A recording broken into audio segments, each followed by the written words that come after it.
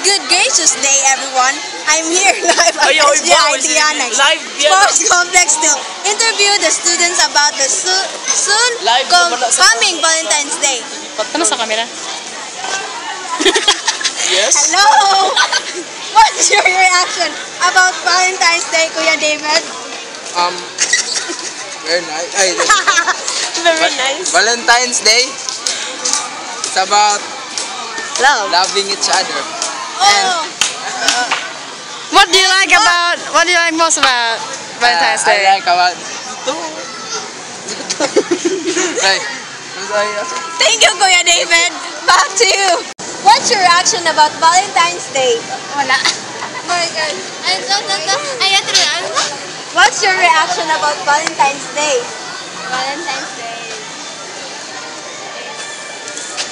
Is question mark. is a hard day for me because it makes me feel that I'm forever alone. Char, how about you? Hold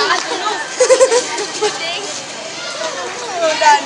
Question about Valentine's Day, Teach Chris. For me, it's a little bit. What? It's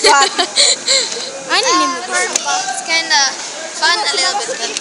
Making my friends, having me in a marriage boat with. Your crush? Yes, it's a ulaw. It's a Shy. It's kind of wala lagi. I think it will be fun na lang.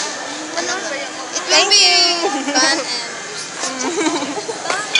Joseph's bulletin board for Valentine's Day. You can see there's a cupid and a big heart to capture the attention for students and teachers. Joseph's fourth-year students prepared this decoration.